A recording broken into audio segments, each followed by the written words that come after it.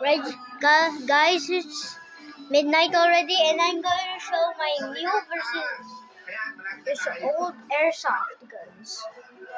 Here's the old.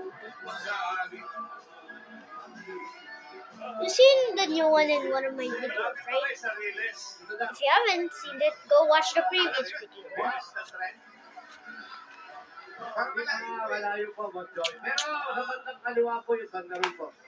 And see the as you can see, the trigger says, so I have to do this to fix it.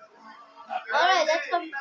Also, it has a removable move, but it's weird, so let's put that back in. And then let's go to the new one. Alright, this bad boy is really big. Look at this trigger. I don't have to do this again. It also has a removable stock, and I also added some customization.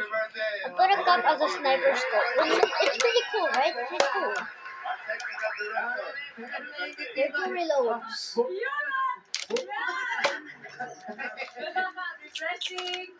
And one more. Tash, may cash ka ba, Tash?